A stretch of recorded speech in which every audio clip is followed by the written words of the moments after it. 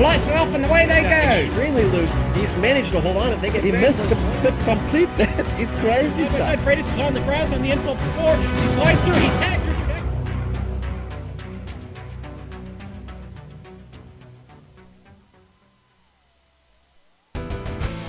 They hail from around the globe, and though separated by oceans, they gather in the virtual world for reasons as varied as their locales. Whether it's a defending champion looking to retain his title, a new and eager hopeful driving for recognition, or a legend prepared to recapture past glory, in the end, the one goal they all share is to win. But when naming a victor, only one driver's name can be etched into the record books. You're watching the Tidal Influence MX-5 World Tour!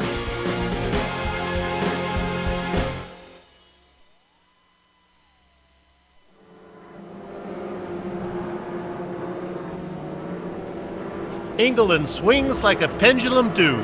Bobby's on bicycles 2x2. Westminster Abbey, the Tower of Big Ben, the rosy red cheeks of the little children. Also found here is the racetrack known as Brands Hatch, which today plays host to the MX-5 World Tour's I Shine 26, sponsored by the ecological conscious folks at Tidal Influence. And all the action will be covered live as it happens here on the Global Sim Racing channel. In less than 15 minutes, the green flag will wave, letting loose a field of little Miatas to scramble towards Paddock Hill Bend, the first corner of this 26-lap event. That is the fifth and final round of the Atlantic Swing, the first step towards the ultimate prize. That is the Season of Aquarius Grand Championship. The previous 4 rounds have resulted in 4 different winners, with rookie Marlo Lawson, the Slovene machine Patrick Sliss, Aussie Posse member Sonny Ketchen, and the champion from 3 seasons ago, Evan Maillard, all tasting the sweet satisfaction of victory champagne. So toggle the big screen input to the internet feed, pour yourself a tall dandelion and burdock, pop open a bag of Twiglets, and do your best to remain reclined in your lazy boy, because the Grand Championship points at stake. The 45 minutes of internet action streaming your way will want you on the edge of your seat. Hello everyone, and welcome to another GSRC broadcast. I'm your host, Bill Soupson. Helping me call the action is the self-proclaimed Thunder Down Under, Richard Losper. Making his GSRC announcing debut is Mark Norbert as the pit reporter. Orchestrating all the chaos will be the hardest working man in sim racing broadcasting, and our director, Joe Peak. And at his disposal will be the visionary camera locations by Dougie Babyface Beard. By now, followers of the series should understand the mysterious astrological connection between the 11th edition of the MX-5 World Tour and the 11th sign in the zodiac, which is, of course, Aquarius. So logically, since this is the 5th race of the season, Leo, the 5th zodiac sign, is spotlighted. The positives of today's horoscope call for confidence and ambition, which should serve these drivers well as they try to lock down the Grand Championship points that are up for grabs. But contrasting those virtues is stubbornness and melodrama, which could lead to some interesting post-race forum comments. 26 laps are on schedule around Brands Hatch's Grand Prix configuration. No fast repairs, a fuel cell limited to 28% that will force these drivers to stop for fuel and maybe tires. So now let's go to Richard Losper to tell us a little bit about this layout at Brands Hatch. Good day to you, Bill. Good day to all the viewers. Welcome, welcome. This is the last race of the so-called Atlantic Swing. And of course, championship will be awarded after this. I'm here to tell you, Bill, Sonny Ketchen in contention for the championship is not in the sim at the moment. So there's disaster number 1. Let's talk about this track very quickly. This is Brands Hatch. And of course, we are in the UK to run on this track. Fantastic track. Not that well served by the iRacing community, unfortunately. But certainly a really great track. Turn number 1, probably one of the weirdest, queerest turns in motor racing, where you go right and down the hill. a very steep decline and then up again into a hairpin, around and about and over and under, and really a track that tests the skill of every racer. Beautiful names to these corners here as well, Bill. Fantastic names, all relating to motorcycle drivers of the past mostly. Some still with us though. And we are going to see some really excellent racing. I'm glad to see that the likes of Jan Koemans is back again for this race. So before we go any further, let's have a lap guide. Joe, I believe you do have a lap guide for us. Let's see what this track is all about for the viewers. Alright, let's do a lap around the Grand Prix circuit of Brands Hatch with Giancarlo Lenzi behind the wheel of the GSRC MX-5. Paddock Hill Bend is up first. This infamous right-hander just drops away from you. And then you hit the bottom of the hill and the grip comes back and it's right back up into Druids. This uphill means you can brake very, very late, but you want to square off this 180-degree turn and then plunge right back down the hill, and it's into Graham Hill Bend. There's going to be a lot of runoff at the end of this left-hander. You got to use all of it if you want to get a fast lap. Get the car straightened out, and then it's a short straight on into Surtees. Left-hander once again, but this time very late apex, and it's uphill. Not only that, but it leads onto the backstretch here. Just look at how long you're going uphill. So if you get on the power too late, you're going to just lose so much speed going through here. On over the crest and then plunging back down into the valley, we head towards Hawthorne. Deceptively fast right-hander. This kicks off a sequence of corners on the back section of this course of just very tricky right-hand corners. Then into Westfield. Just clip the apex here and track out to the runoff and try and keep it on the track. The barriers are so close on either side. Then a very scary corner, Dingledell. Incredibly blind, and you're coming in with a lot of speed. And there's not much time to catch your breath because then you've got Sterling. A lot of banking on this left-hander, so just chuck the car in there and then carry your momentum through.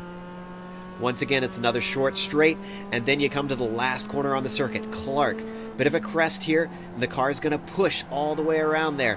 But you got to get on the power because you're back onto the front straightaway, which is really a right-hand curve all the way back uphill and to the start-finish line. But that is a lap around Brands Hatch.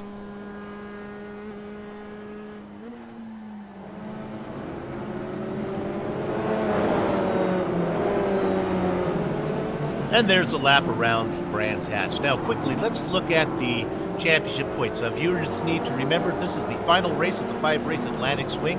Whichever driver sits at the top of the chart after this race will earn 500 Grand Championship points. Second is worth 450, third is worth 415, and down the line. The slate is then wiped clean and the process repeats for the Pacific Swing, after which the Grand Championship points for both swings are summed up, setting the stage for the important double points, double distance grand finale, which will most likely determine the Grand Championship. But looking at today's race, the podium finishes guarantees Sonny Ketchen the Atlantic Swing's crown. Now, Sonny was in the sim earlier, but he's not there now. We're hoping he does have internet connection. Scottman and Season 3 champion Sam Meckler will need a victory, but he's not here today either. And Misfortune will need to find the Aussie ahead of him for Meckler to secure the championship. Thomas Szabo and Patrick Fliss look secure in third and fourth place. Thanks to a win and his only race and the wonders of the no-show compensation, Evan Maillard is tied for fifth, and fellow former champion Richard Eklund there. A pair of Tour rookies, Koba Lopez and Justin Hill, neither of which are here today, sit in spots 7 and 8, and the Tour vets, Carlos Torres and Tom Ratchey, round out the top 10.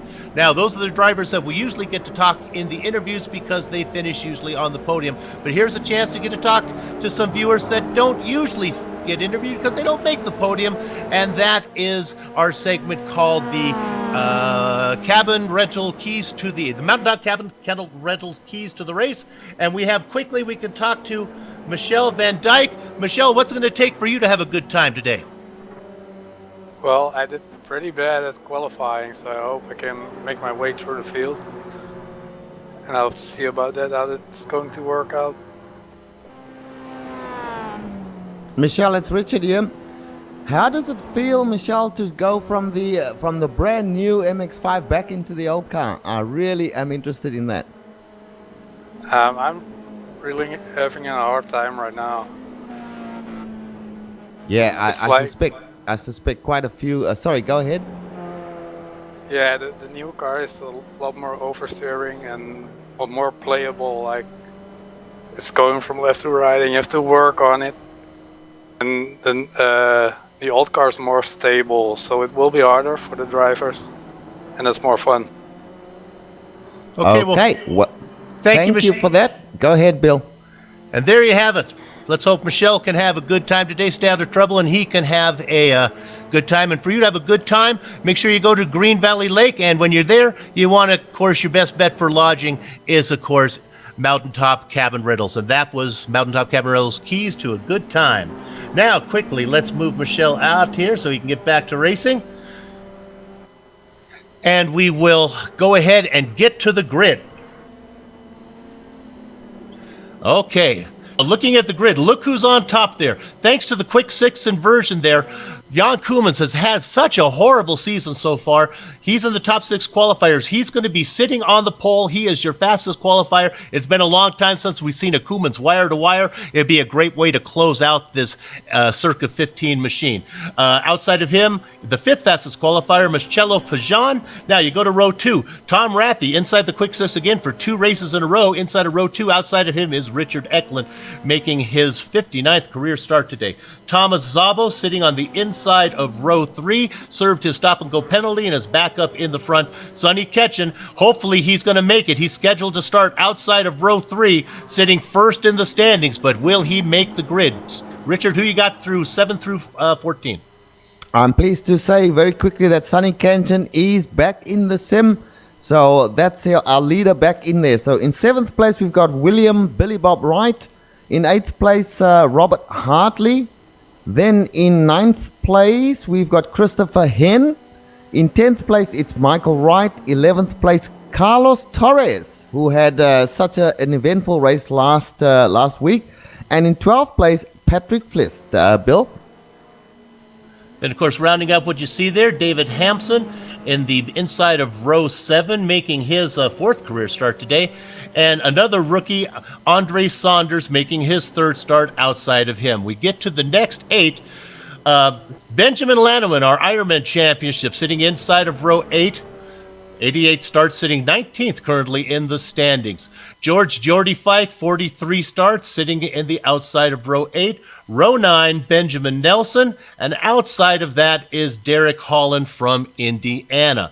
We look at row 10, another rookie, LeVar Boutte from Japan, making his 5th career start. Outside of him, a fellow rookie, Scott Lang, only in his 2nd start.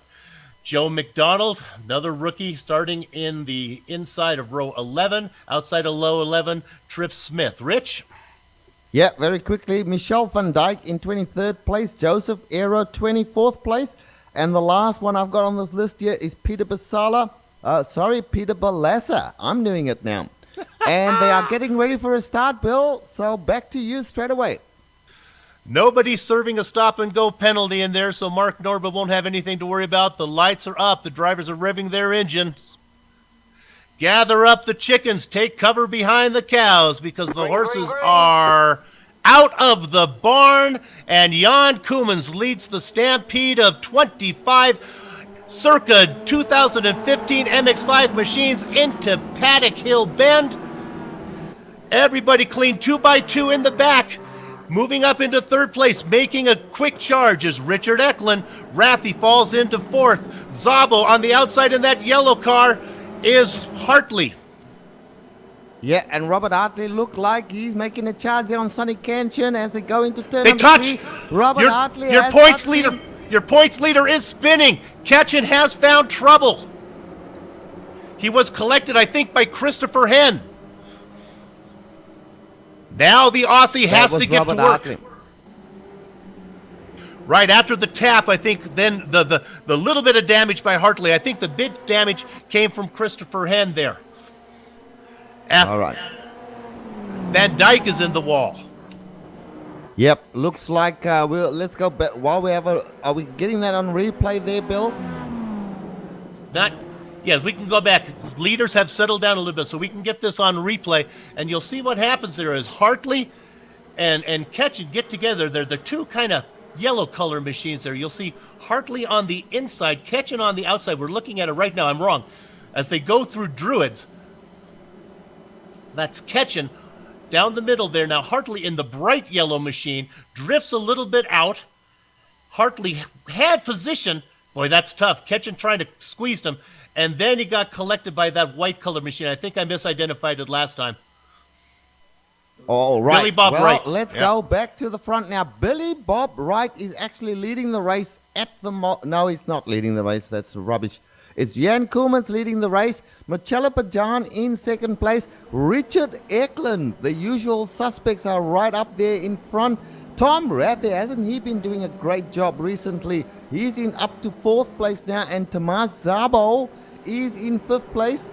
Robert Hartley, who was involved in that little incident there, or started that little incident, he is in sixth place, Bill. And while we heard Richard running down the field, Eklund has moved ahead of Pajan. So now, this is interesting. The top two positions, Koolman and Eklund, share 5 championships between them. You know, the fans, Richard, have been calling for this battle for a long time. And it's like it never happens because they worry that, like, the Koolmans and Eklund, like Superman and Clark Kent, you never saw them together at the same time. But now here they are on the track together. What a fitting ending to this circa 2015 machine that we have these champions out there nose to tail right now. Yes, indeed. Well, they're not quite nose to tail. It looks to me, though, as if Jan Koolmans has got a nice little break. In fact, I can tell you it's 0.8 of a second. Just under a second there, but I can also say Richard Eklund is actually closing the gap now as he takes a little bit of grass there, coming down to the final turn, going up the front straight once again to complete another lap. This is only lap number 2. Jan Koolmans, your leader. Richard Eklund in second place. Third place is Marcello Pajan. So another fast guy up near the front there. Very interesting stuff here, Bill, as they go down into that dip in turn 1. Jan Koolmans really good through there now, through the hairpin, Druid's hairpin it's called. And then they do a charge downhill once again to turn number 3. Great racing by these guys at the moment here, Bill. Let's drop back quickly to 16th position. Then we're going to go to our pit reporter while we're watching this battle here with Sonny Ketchen running in 16th, trying to make up for that mistake. He's got Benjamin Lanowit ahead of him and Jordy Fike. Whoops, and a slow car now. Look at this blue car that is slowing down there. That's Christopher Henn. So it looks like one more position there that Ketchen not going to quite get there. But Mark Norbert in the pits. Billy Bob Wright looks like he's come in, huh? Yeah, Bill, he's in the pits. He's got severe damage all over that car. The front is wrecked. The back is wrecked. I don't suspect he's going to be able to get out of the pits. If at all, he's going to be so late that his race is effectively over. Yeah. We got Tom Rathy out there on the weeds. He has got a severely damaged car. Hopefully we can get that on replay. Something nasty happened to Tom Rathy there. Yeah, it looks like going into Hawthorne Bend. My goodness, the car did it get loose on him and he overcorrects? We're watching, that's such a fast corner. Yeah, that's exactly what happened. The car got a little bit loose and then he turned it back to the right, steering back into the slide like they taught me in driver training. They didn't tell me there'd be a wall out there for me to run into. So Tom Rathy, bad misfortune. Misfortune finds him again as he was driving a new paint scheme in the Samuel Adams machine. But maybe he'll have to be able to park that and maybe have a sip of his sponsor there. And I am now driving with Sonny Ketchen, who's way back in 14th position, doing a little battle there with the 01 car of Benjamin Lanowet. He manages to pass him going into turn 1. He's coming back by the looks of it. Doesn't look as if his car has too much damage. So he's back in it and he's a bit far off the lead at the moment. Sonny Ketchen 15 seconds off the lead. But back in it, he's got a small chance of still winning this championship. What was your calculation there, Bill, that you said that Sonny needed to be where if he wanted to win here? Well, he needed a podium to guarantee it, but now all bets are off the table. He just needs to get those positions up. The good news for him is that Sam McAleer is not here, but McAleer's going to get those compensation points, no sort of compensation size. So we'll do a little math here later on, see what he needs to do. All right, well, let's go back to the front here, Bill. We've got our top three, Jan Koemans, Richard Eklund right on top of him at the moment, and trying to get to terms with him. Marcello Pajan and Tomas Zabo are next best. Marcello Pajan actually is closer to Richard Eklund, and Richard Eklund is, in fact, to Jan Koemans. Jan Koemans doing a little bit of a getaway there, as if he's driving a stolen car there, Bill. Yeah, this is... Now, the Quick 6 inversion, the Quick 6 gimmick is a rule that was put in because Koemans was having an incredible run of wire-to-wire victories, and it was put in, and to his credit, he was one of the supporters of it, which really did not play into his strength. He had to start from the 6th position. Today, though, because he's had such a horrible first 4 races, an average finish of about almost near last, he got to start up front, so now it's wire-to-wire. Yeah, Eklund's having a hard time staying with them. Marcello Pajan. And Eklund way out in the weeds there. Marcello Pajan having a look at this, saying to himself, I think my chances are good to challenge and maybe pass the great Richard Eklund, who is a 2-time champion as well of this series. Here comes Marcello Pajan now. He's not taking a look just yet. They go downhill and up into the very, very fast right-hander there. And Marcello Pajan looking very comfortable. Bear in mind, Bill, the weather is really conducive to fast times and lots of grip. Go ahead. Going to jump in real quick. Andre Saunders got into the back of Benjamin Nelson just a little while ago. Put Nelson, you saw there on replay, put Nelson into the wall. Andre Saunders currently running in 11th position right now in a tight battle. Maybe we can stay on this, Director. Look at this battle here for 10th. Starts off up in front there, actually with 9th, with Michael Wright. That's Billy Bob Wright's nephew. Behind him, a great battle. Jordy Fike being chased by Saunders, who just got into the mix there with Nelson.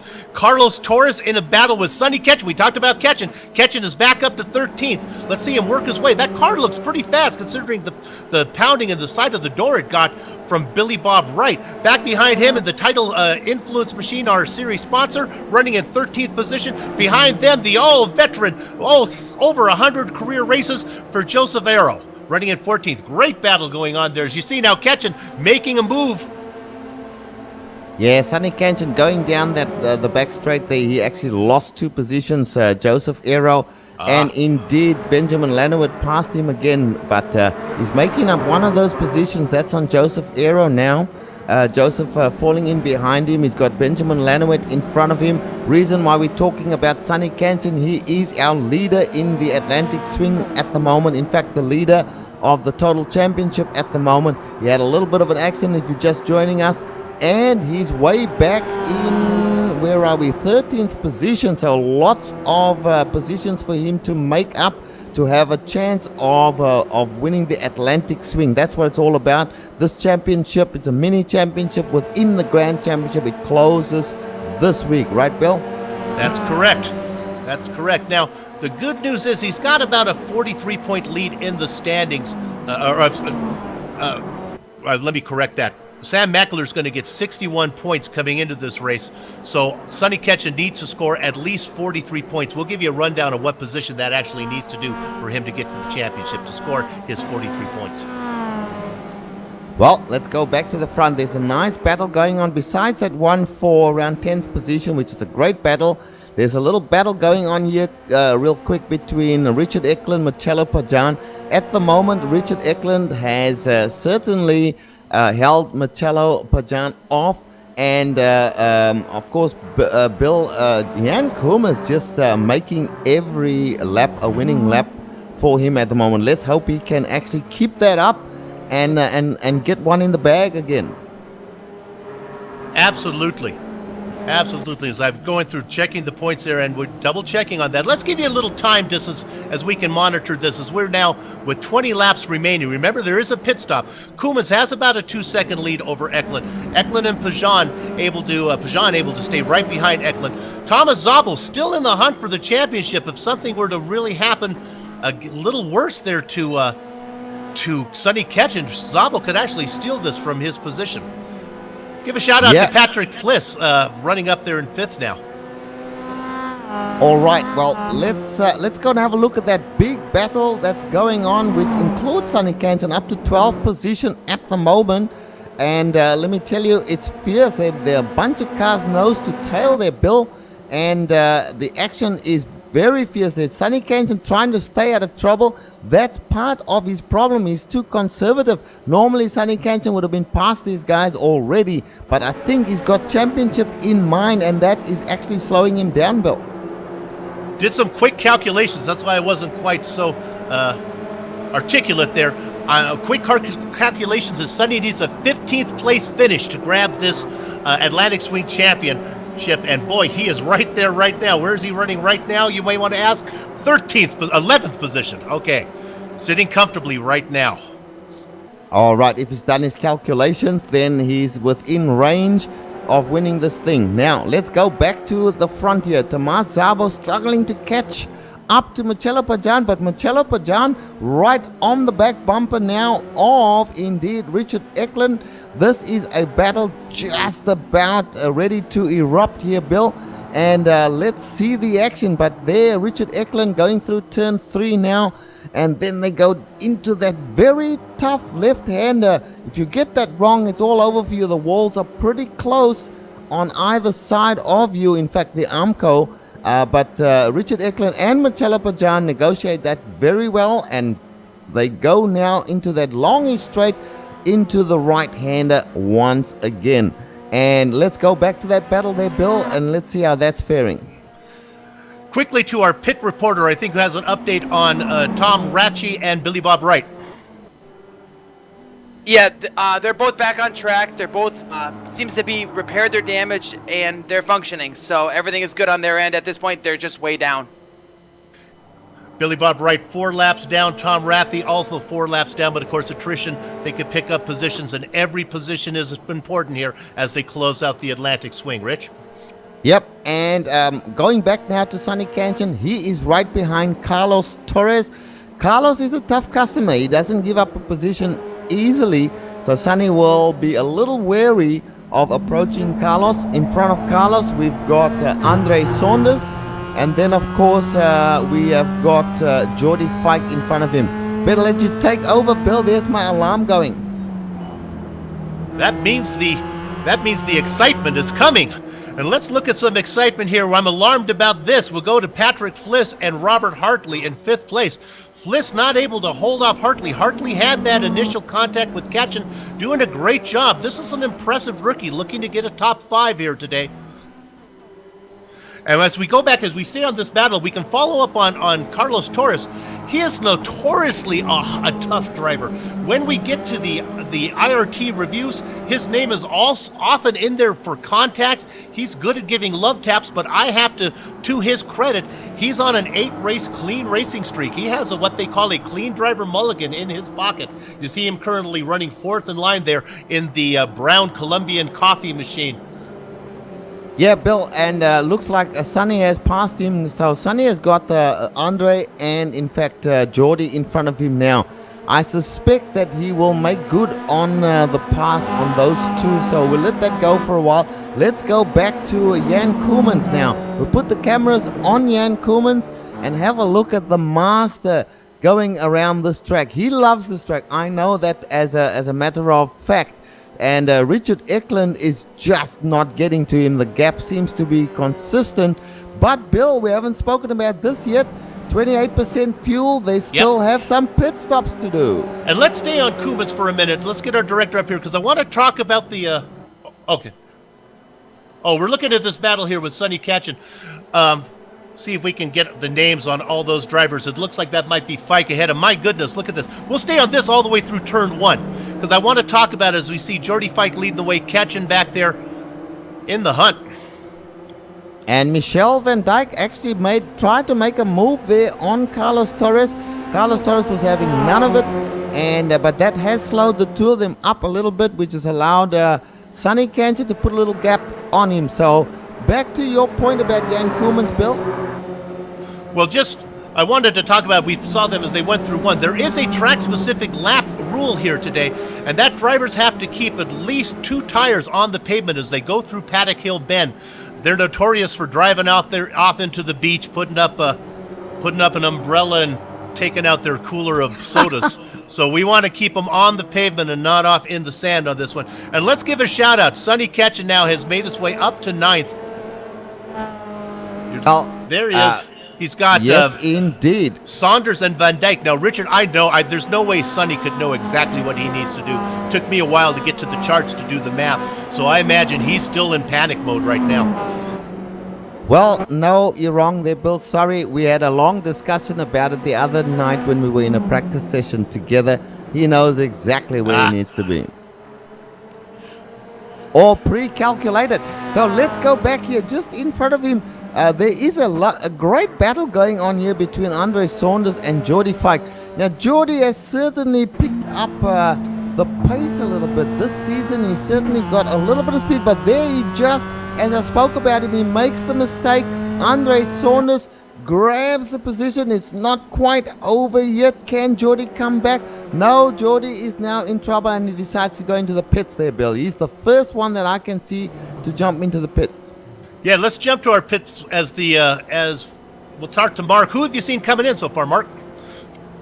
Well, a couple minutes ago, the 88 went off the track. He flat spotted the tires, came in, got them changed, topped off with fuel, got back out. The 9 is in right now. Looks pretty routine. Change the tires, fuel, and he should be out as well. Great, and of course the 88 machine is David Hampson, and the 9 machine is Michael Wright, who we saw running up front. And then, Richard, we had one of our leaders pull in there, right? Yeah, well, no, at this stage, only 2 in the pits, Joseph Aero and Jordy Fike. Let's go back to the front now and have a look and see the Marcello Pajan and Richard Eklund battle. That has been raging there. Richard Eklund is way off the track.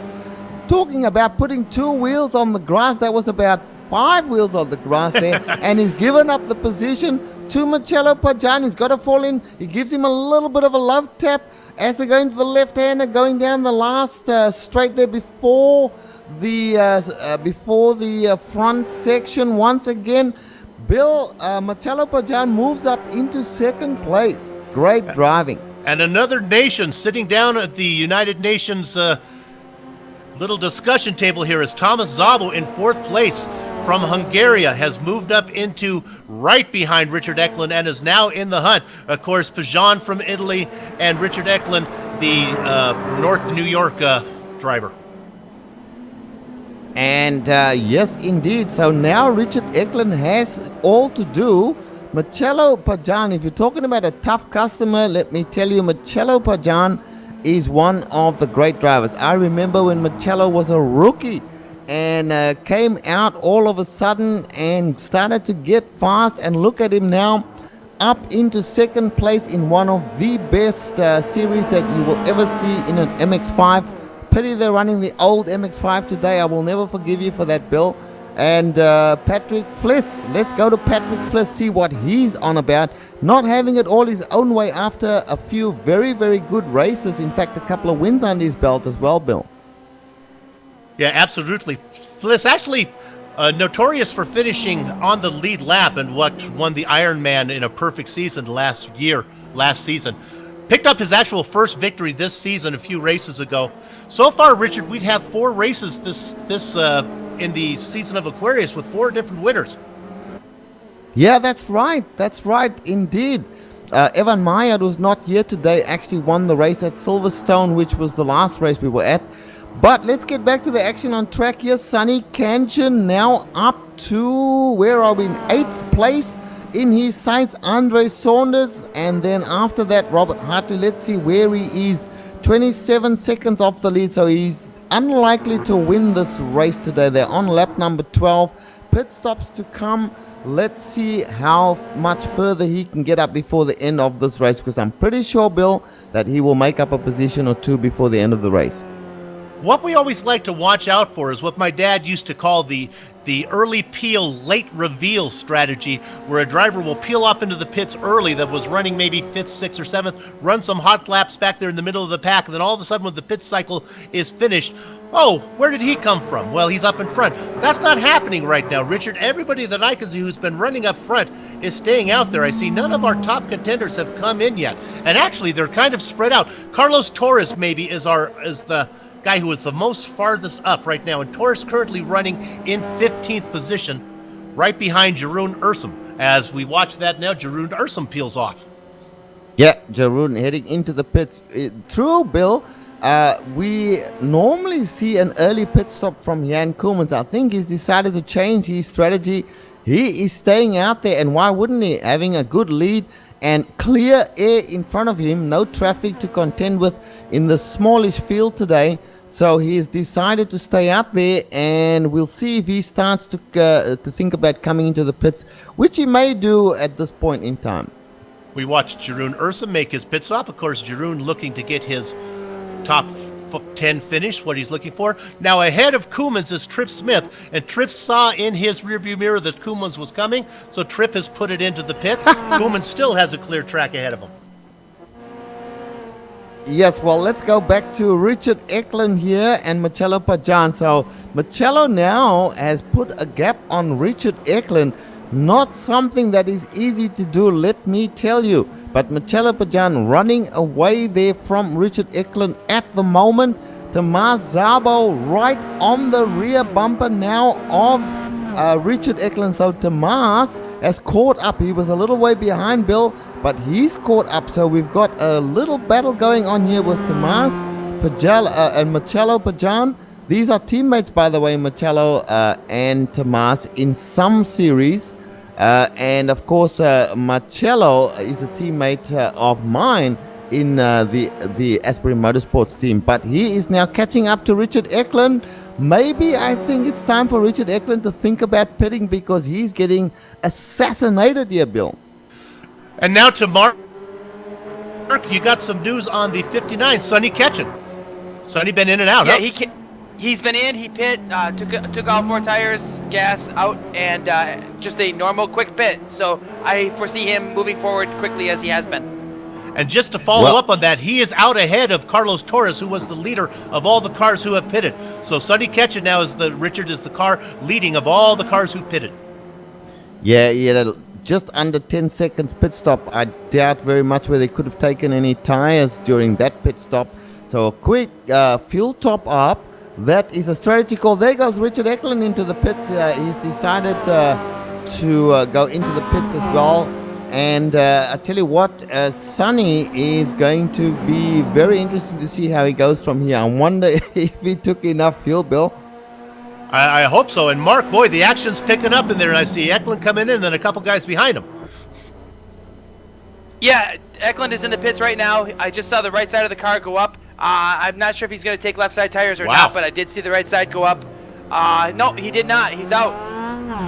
Yeah, that's interesting that sometimes they try to take one side. Now, if we're watching Eklund's leaving, let's see if we can go back and see if he's going to get ahead of Ketchen, who's out there. Fliss coming out, Ketchen way back. So still Eklund comfortably going to log out now as your leader of all the cars who've pitted. And here comes Sonny Ketchen just completing a lap, indeed, lap number 14. And in front of him still, of course, who was that? That was Andre Saunders in front of him before, but that's not Andre Saunders now. Let's have a look. That is Billy Bob Wright. Billy Bob has had terrific races all season long. There he is. His car looks pristine, doing a great job once again. But of course, Billy Bob has been he's been in the wars early today, so he's not doing too well here today, Bill. And meanwhile, we'll go up front now. It's still Koolmans out in front. Now he has Jeroen Ursum in front of him. Koolmans coming around. Is he going to come in this time? Yes, here comes our leader, Mark. Our leader's coming in. Let's see if Pajan follows. No, this will be interesting. We're going to follow. Pajan is going to stay out, and so is Szabo. So here comes Koolmans. Now we'll follow Koolmans. Let's see if we can pick up Richard Eklund, because that's the guy that Koolmans is going to try to get out in front of. Yep, I'm sitting with Eklund at the moment. He's coming down the back straight there, heading towards the last turn number 10 that is, I think, or maybe it's turn number 12, I forget. But let me tell you, here he comes. He's about to pass the pit entrance right now. What's up with Koolmans, Mark? He took left side tires only, just left sides, and he's out. And he's rolling, Richard, and he's out ahead of Eklund. Eklund can see him, but Koemans is out going through Paddock Bend right now, heading into Druids. And there's Eklund. You can see Eklund can see him ahead as probably the distance. I'm looking about 3 seconds. So now we got to keep an eye on Richard, Pajan, and Szabo. They're next to come in. Yeah, that's correct. They have not made their pit stops yet. Richard Eklund with a 12.38 seconds pit stop. Jan Koemans did a 13.7 seconds, but that was more than enough to keep him in the lead. In fact, if anything, Bill, he's got a bigger lead than he had over second place before the pit stops right now. What's interesting is looks like they can afford to take left side tires, which makes sense. Since this track is mostly a lot of serious right-hand turns. Those left side tires help. We've seen drivers do that a lot, at least with this version, the Circa 2015. We're not sure how tires are going to play out in the new car. Now let's go ahead and watch Pajan, your current leader, as he's coming around. Is it time to come in? Not yet. And Szabo says, I'm going to stay with you, Marcello. So the Italian and the Hungarian driver both staying out on the track. And Tomas Szabo has been slowly chipping away at that lead Marcello has on him, and in fact he's catching Marcello at the moment, so look for him to catch up and maybe grab, well, he's on the podium at the just off the podium. He's in 4th position effectively, Bill, but he might get a podium position if he just keeps on charging the way he is right now. Now the distance back, you can probably see it on your timing and scoring as the ticker that goes by. Pajan has a 26-second lead over Jan Koemans. Koemans currently running in 3rd.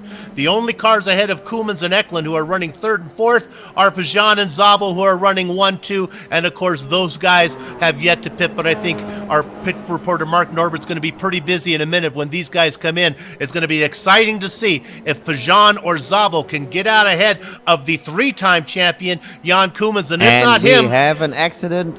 Joseph Era was way off track, coming back slowly onto the track now, so we had a problem right there with Joseph Era. And I'm also seeing LeVar Botte off the track momentarily. He's back on again, so Joseph had a bit of a problem. We don't need to go back to that one, but let's keep our eyes on Marcello Pajan, Tomas Szabo. When will they pit? That was the big question. Well, look at it right now. Pajan, they're just got around Ursum, and Pajan staying out one more time. Szabo staying out one more time as they work with 10 laps to go. Boys, you're making my 60-second Eagle Nest Tavern back marker review a little more difficult because we can't get to that until the pit cycle is done. Our folks at Eagle Nest Tavern would appreciate if you guys would come in, but meanwhile, the gap is still 26 seconds from Pajan back to Koemans. Yeah, that's right. And I'm here to tell you 26 seconds is not enough, or maybe it's just enough to get in the pits, do your pit stop, and get back out again. That seems like, to me, a tall order. So when these guys do go in, I think Jan Koemans and Richard Eklund possibly will be our leaders. What we can do is get Mark also when the leaders come in to watch and see if they take left side tires as well. Because Mark, that's interesting. You've seen a lot of the drivers do that, huh? Yeah, in fact, I was wrong earlier. Sonny did take lefts only. It seems to be kind of the going thing right now. Most of the drivers are only taking lefts. There must just be a harder wear on that side of the car. Yeah, and I think Richard probably, those left side tires are probably free on time since they have to put in enough fuel. They can probably get 2 on the left sides. They probably don't, the amount they'd save in track speed, they lose by the extra time to take all 4. Well, that's right. To put 4 tires on, because of the way the tires are put onto this car, it goes up side by side, not front and back. So if you decide to take 4 tires, that's 24.2 seconds already required just for the tire change. But the good news is that they put fuel in whilst they're changing the tires. So you can get left side tires for free in about 10 seconds or so. And our leader is in. Leaders are in. So we'll put Mark watching those guys as Pajan and Szabo are in. We'll pick up Koemans. Koemans right now heading down Clearways. He's going to be coming into the Clark corner here pretty soon. Clark Kern, that's corner number 9. He's there now. He's going past pit entrance. He's coming down the main paddock straight, Bradham Straight. Is he going to pass? Guys, Sorry, Zabo did not take tires. He's out ahead of Pajan. Pajan. Thank you. Now Zabo's out ahead of Pajan. Now here comes Eklund. Look at Eklund with momentum. He's coming up on the back of Pajan. He's not going to get them. Eklund has fallen back into 4th place. Look at the drivers keep it on the pavement there as they go around Paddock Hill Bend there. Now you got 3 drivers running 1, 2, 3. Zabo in 2nd. He's the winner at the pit turnaround. Marcelo Pajan in 3rd. The big loser Richard Eklund, although he came in 4th, is going to come out in 4th. Your big winner, Jan Koemans, now out in front by a long way back to Thomas Zabo. That is correct. That is absolutely correct. In fact, there's 4.6 second gap between Jan Koemans and then next best is Thomas Zabo. Very smart. Thomas actually did a similar pit stop to Sonny Canton in time, and he's now in 2nd place. Marcello Pajan is in 3rd place behind Thomas Zabo, and Richard Eklund in 4th place. I suspected that Jan Koemans had enough time up his sleeve from charging very hard early on in the race to come out in front, Bill, after the pit stops. But back to you. I think we better do the review right now. We're going to start with Tripp Smith. He's a lap down, currently running in 18th position. This is the Eagle Nest Cavern 60-second back marker salute. Tripp Smith running in 18th. Will be the last time we see that beautiful Moose Mobile unless they get a paint scheme for the new machine. Up 1 spot, Jeroen Ursum looking for that first top 10 in his career, running 17th. He's 7 spots away. Rookie Scott Lang running in 16th position, just ahead of Ursum in that black. See if I can get a look at that one Z1 machine. Pretty number 35. 1 spot up is the Iron Man, Joseph Arrow from Italy, running a Red Bull machine there today. Christopher Hand running in 14th position, just ahead of him. Arrow trying to run him down. Arrow in the number 22 machine in the Logitech. Has some damage on the top of it. In fact, there goes Arrow making the pass right now. Arrow moves into 14th. Christopher Hand drops down to 15th. Moving up 1 more position, the cousin, the nephew of Billy Bob Wright, rookie Michael Wright, having a great race in 13th, maybe a top 10 in his future. The Iron Man, Benjamin Lanowit, quiet race, running in 12th position in the series-sponsored Tidal Influence machine. Up ahead of him, Carlos Torres been able to stay out of trouble, running in 11th position. And inside the top 10, the final car in our rundown, Jordy Fike running in 10th. That's your 67th back marker salute. Go to Evil Nest Cavern if you're ever in Green Valley Lake. Richard. Yep, and now I want to turn the cameras to Thomas Zabo, Marcello Pajan, and Richard Eklund. That is 2nd, 3rd, and 4th place. No point in putting the camera on Jan Koemans at this point in time. He is far ahead of these guys. In fact, he's got a more than 5 second gap. But here is a big battle going on here between these 3, and this is for the 2nd place. And I'm here to tell you also, Bill, Patrick Fless has moved all the way up into a 5th place, and Sonny Canton, they say cream rises to the top. There's no question of that, as Patrick Fless and Sonny Canton have come from a long way back to be in 5th and 6th position respectively, Bill. Yeah, we don't need to go there, but if Sonny you're watching him right now, if Sonny can hang on to that 6th place position that he's in right now, that should be good enough to lock down the Atlantic Swing crown and get those 500 Grand Championship points that he can carry over to the end of the season. That'll be a great stepping stone to winning the prize that is the cherished prize, which is the Grand Championship. Quickly, before we go back up to our leaders, which is a real battle, let's drop back to this battle, Andre Saunders and Robert Hartley, in a nice little battle. It's kind of split up a little bit. You see Saunders running there in 7th position and Hartley in 8th position. Now, Hartley was the guy that got into the back of Ketchen that spun him around on lap 1, Ketchen able to make that back up. Pair of rookies doing very well right now, running in 7th and 8th. Richard, what are you looking at? I am looking at Marcello Pajan and Thomas Zabo. Now, every point counts. Thomas Zabo had a race that he'd rather forget in the last couple of races. So Thomas in 2nd place at this point in time. Marcello has been mowing him down. Marcello has caught up to him, but Thomas has responded. And Thomas now has put a little gap there on Marcello. And look at him go through that series of fast right-handers. Now they have to brake hard, go into the left-hander. Marcello's very good through here. Does catch up just a little bit. Response once again from Thomas Zabo. Richard Eklund having a bit of a look from behind. And these three are going to battle it out for the second position on lap number 21. We are right now, Bill. How many laps to go? 5 laps to go as we're 26 lap race. Actually, Jan Koeman starting lap 22 right now. Now watch here comes Richard. Oh, Richard's so close to tapping Marcello Pajan there, but had to brake hard. Gets the brakes on. Marcello goes a little defensive. Now they all caught up to Tomas Szabo as well. Richard Eklund deciding to force a little bit here as the laps run down. Our leader, Jan Koemans, has closed the gate behind him. Nobody's going to catch him, I don't think, unless he makes a mistake. In fact, that gap is widening. 6 seconds it is now. But look at Richard Eklund here, Bill. He's determined to take these two European guys by the throat, give them a good old shake, and take second position from them. Beautiful shot there from our copter as they follow the boys down the Pilgrim Drop into Hawthorne Hill, now into Hawthorne Bend. What a great battle. You see the beautiful trees that line this track. Look at that as they go 1, 2, 3 into it. That's Szabo leading the way, Pazan, but Eklund, Richard, right on behind them.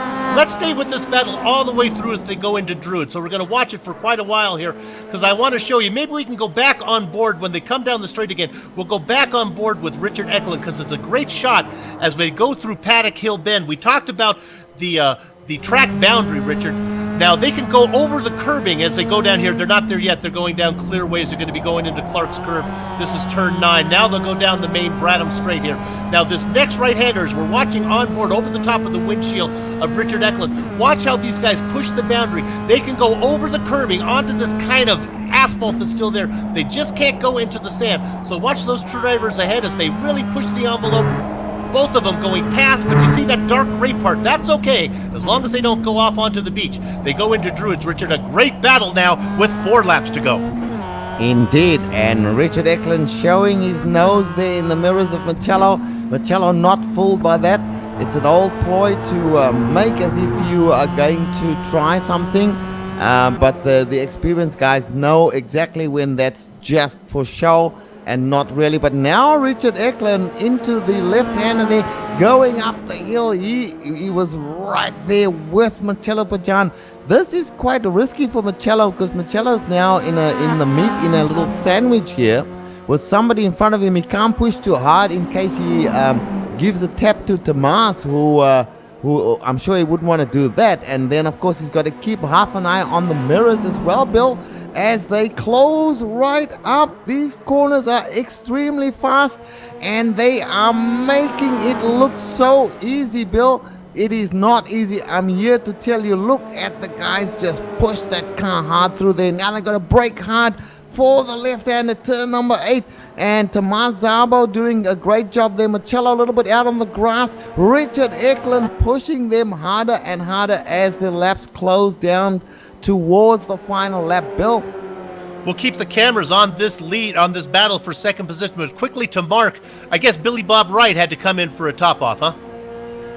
Yeah, it looks like it's all it was. There was no tire change. Fill up a fuel and get back out again. Yeah, Wright did a good job of getting back out. He was involved in that incident with Sonny Ketchen earlier on the very lap 1 or 2 there. And now, Richard, we have a peek inside. Bajan was looking into Druids. He gives a little love tap to Szabo, moves him a little bit wide.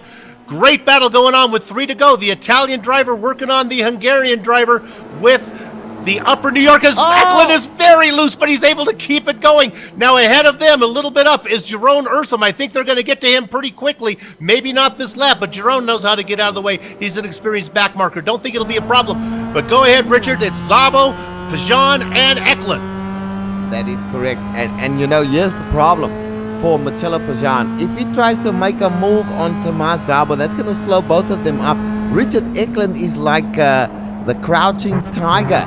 And he might just pass both of them while they're trying to make a pass on each other. So, here we've got Jeroen Ursum. Go ahead, Bill.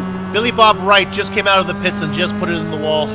That's a tough break. He was 4 laps down. A hard race for Billy Bob Wright in that X-Lax machine. We don't really need to go there, but we'll just note it. We'll stay on board now as these laps are winding down. Looking back from behind Thomas Szabo's car, looking back at Pajan and Eklund. Yep, and what is going to happen here? The very respectful Jeroen Ursum staying to the right-hand side, slowing the car down, allowing these leaders to pass him. And Tomas Szabo's managing to hold off Marcelo Pajan. I'm thinking Marcelo is maybe better off staying behind Tomas at this point. Trying to make the pass is just going to make life very difficult for Marcelo and possibly for Tomas as well, with Richard Eklund really trying his hardest to get on board. Notice, Bill, how Marcelo goes very defensive there. That is helping Tomas a little bit because it blocks the path with one on the left, one on the right. Here goes Marcelo now. And that was it just made the pass so easy. I don't think it's communication. No. I think it's fuel. I think that just doesn't feel right. He's so off the pace. I got a hunch either he missed a shift or he had to slow down. It doesn't look right. My guess is Tomas Szabo's ran out of petrol. Yeah, he's slowing down visibly at the moment. He's got no fuel left by the looks of it. I think you're right, Bill. That is a great call because at the moment he's just slowing and slowing.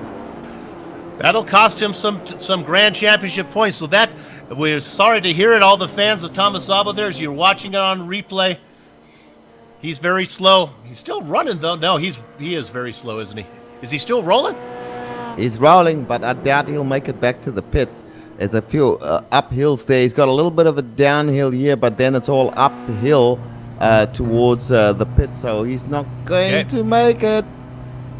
Well, if we had a battle, as Richard said, between crouching dragons there of Pajan and Eklund, crouching tigers, I guess the hidden dragon then would be Tomas Szabo, as he is now out of sight of that one. Or I guess you could call Jan Koemans the hidden dragon, as he is well out in front, 7-second lead. This is something we haven't seen for 4 or 5 seasons. A wire-to-wire run from the Speedmaster, the Belgium ace, the 3-time champion Jan Koemans in that white motorhead machine with Ace of Spades on the hood, Speedmaster on the side.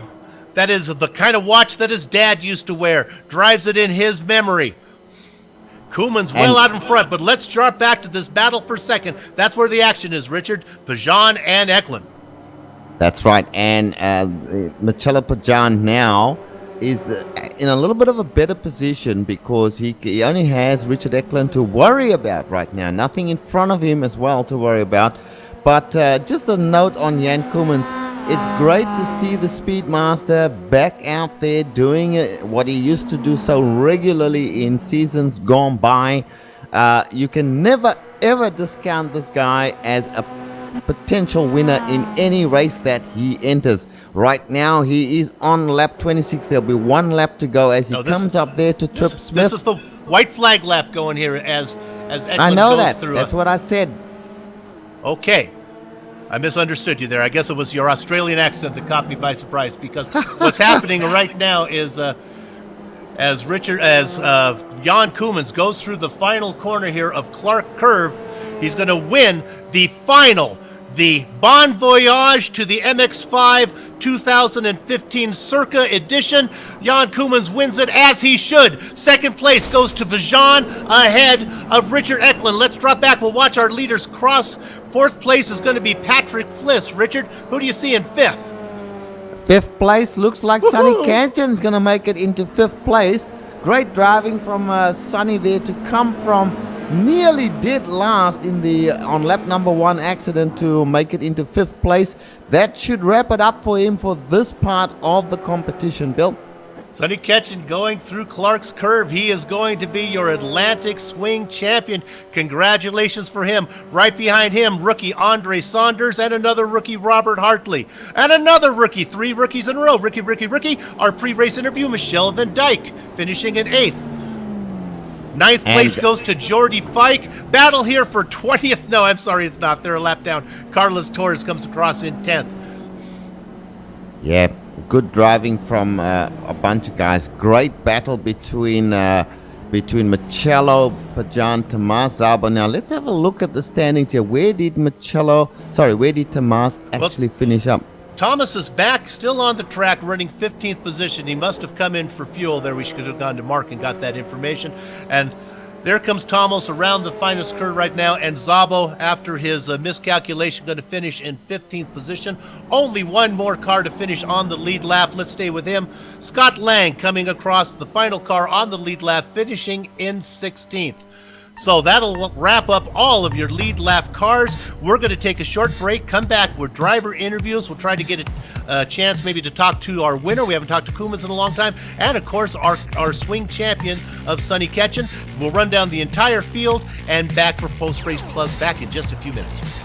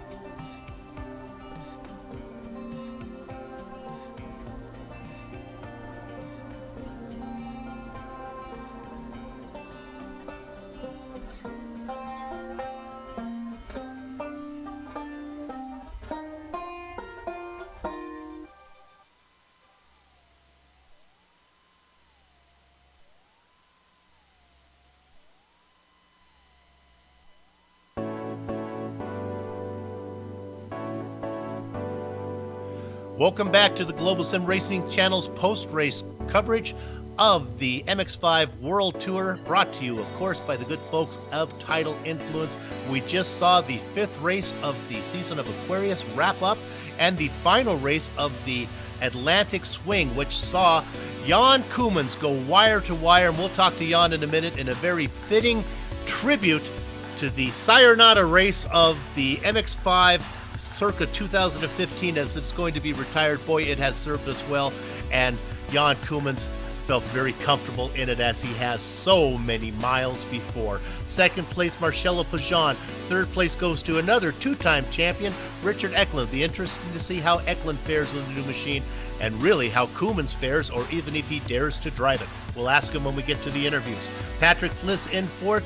Sonny Ketchen, after that early incident that put his Crown Championship in jeopardy, was able to drive back in a courageous drive through the field, finishes fifth, and is the Atlantic Swing champion and earns 500 Grand Championship points to carry over to the end of the season. Good for him. Andre Saunders, here we get to this crop of rookies here. Andre Saunders, Robert Hartley, and Michelle Van Dyke, all finishing back-to-back 6th, 7th, and 8th. Ninth position goes to veteran Jordi Fike. The Colombian driver in the Colombian coffee machine, Carlos Torres, rounding out the top 10. Richard, who you got in 11th? Benjamin Lanowet finished, as he usually does, in and around the 10th place. He finished in 11th today. Then we've got Michael Wright in 12th place, Joseph Aero in 13th place, Christopher Hen in 14th place. Christopher is better than that. He's just had some very unfortunate luck here. And in 15th place, Tamar Zabo. Short fuel took the gamble, did not pay off today for him. He finishes in 15th place. Last on the lead lap was Scott Lang in 16th place. Then we get to the lap cars. Jeroen Ursum in 17th, Trip Smith in 18th, LeVar Botte in 19th place, and rounding out the top 20 bill, Joe McDonald. Billy Bob Wright gave it the college try there, had trouble on lap 1, brought it back in, got it repaired, brought it back out, crashed it again later, finishes in 21st, 7 laps down, but congratulations to Mr. Wright for putting in the effort. Derek Holland, not a good race from him, 11 laps off the pace in 22nd position. 23rd goes to rookie David Hampson. Benjamin Lanowit, we saw get in trouble early. His race ended very quickly, finishes only 4 laps completed, 22 laps off the lead. And again, another tragic race for it's feast or famine a lot of times for the Bay State Hammer, Tom Rathie, who rounds out the 25 car field in, well, last position to Mr. Rathie. Now, if we can go ahead and get interviews, I am really, really, really excited to talk to all of these guys. We're going to start by talking to, going to see if we can run him down, the Belgium ace, the speed master, wire to wire. Jan Koemans, do you have a copy? Hi, Bill. How are you doing?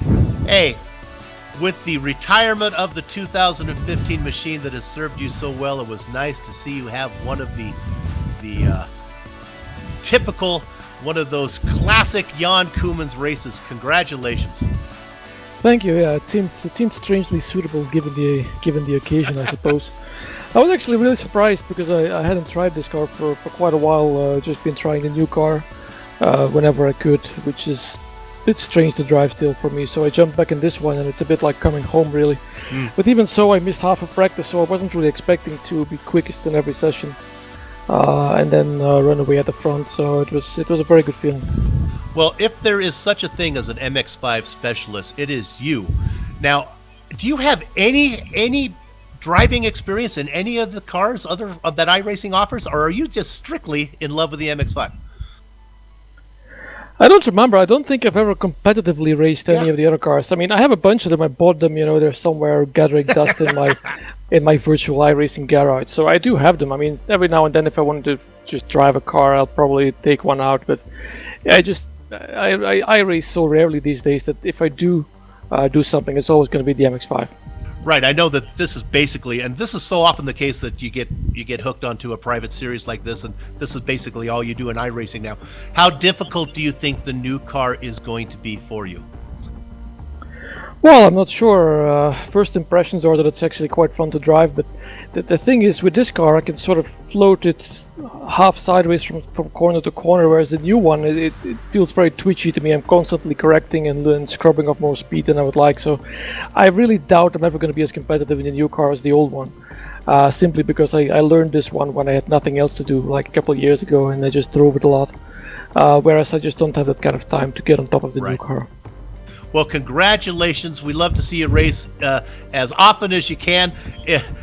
It is fitting, Mr. Koemans, to have you have a race wire to wire like this, like the old days. Exactly, it felt great. Thank you very much, guys. Jan Koemans, your race winner and 3-time champions of the MX-5 World Tour, and probably one of the most humble drivers you'll ever want to talk to. That is so talented. Richard, who do we got next? Well, we've got Sonny Canton in the ready for interview room there, so we will bring him in 5th place today, and we'll talk to him. Sonny, do you have a copy, my friend? Sonny, can you hear us? Yes, I can hear you, Rich. Hi there, and hi, Bill. Good stuff. Now, Sonny, this was a bit of first of all, congratulations on your 5th place finish, which was enough for you today to, we believe, to get away with the mini championship, the Atlantic Swing.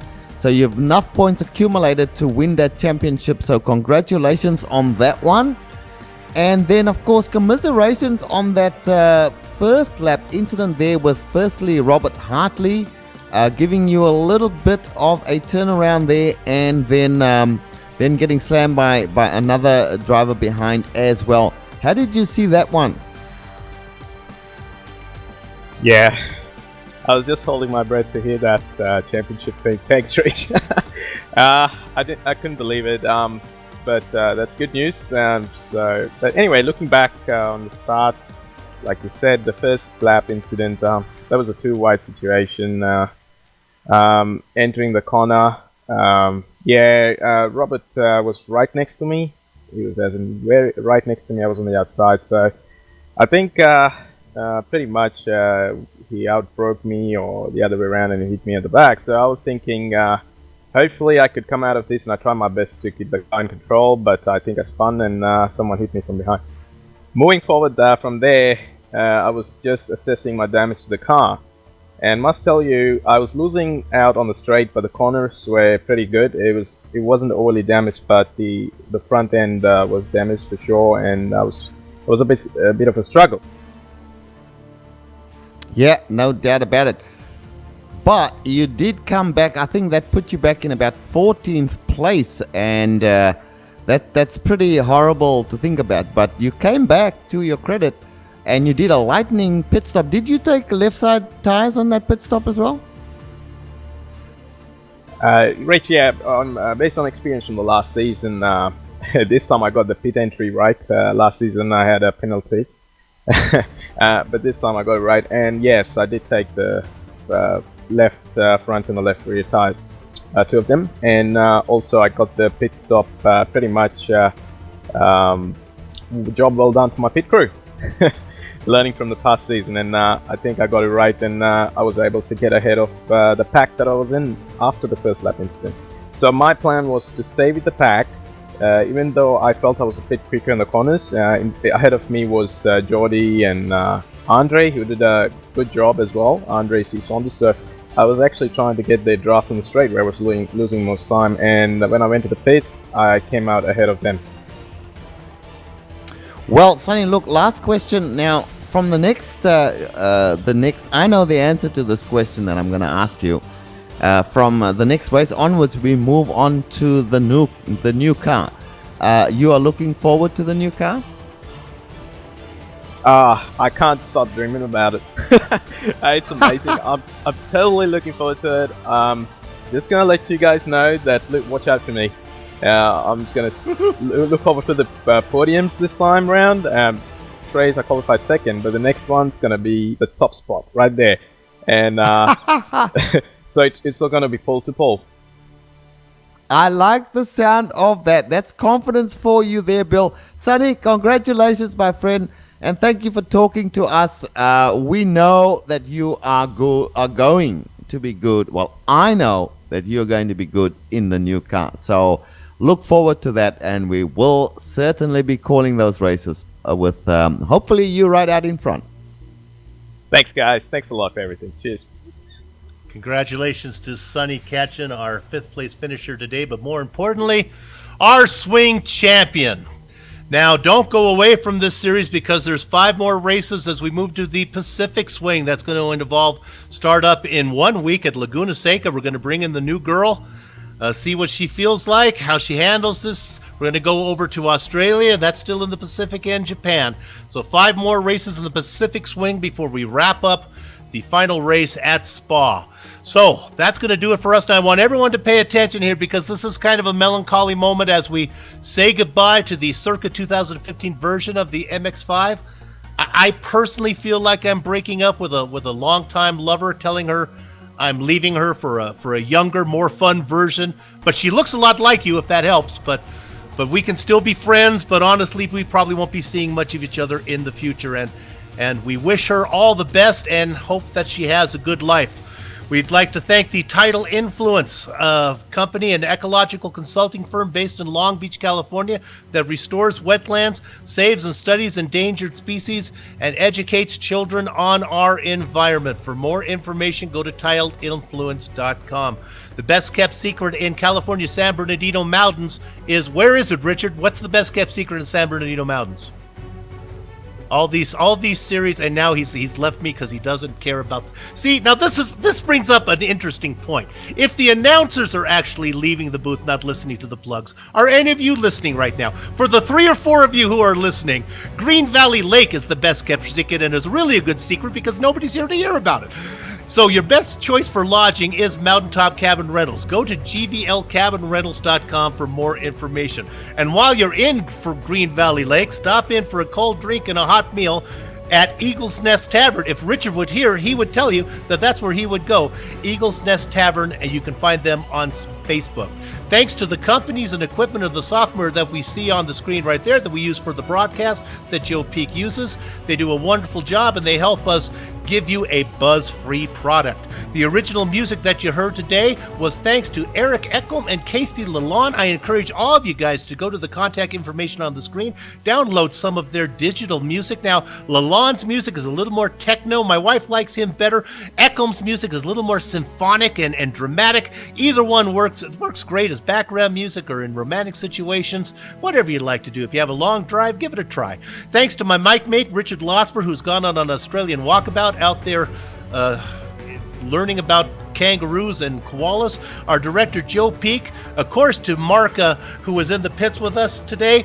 And then we have Dougie Beard, who gave us those great camera locations. If you'd like to find out more about GSRC, your best bet is Global Sim Racing Channel, where you can browse the extensive library of archived races. We're also on Twitter at GS Channel and Facebook at Global Sim Racing Channel. Is anyone still listening to this? Well, if you are, make sure you come back for the MX-5 World Tour in 1 week. That's 7 days for the opening race of the Pacific Swing, the iServe 27 from Laguna Seca. That's also a double feature. That's the same day that the Continental Endurance Sports Car Series will be racing at the same track. You'll see the same drivers out there. One is a sprint, one's an endurance race. Come on, get your chores done and make sure you spend your next Saturday with us here on the Global Sim Racing Channel. For more information on all the upcoming GSRC broadcasts, go to Global Sim Racing Channel. And now that the housekeeping is done and my mic mates have left me, it's time for me personally to go have fun storming the castle. So for everybody here at GSRC, race hard, race clean, and we'll see you on the track.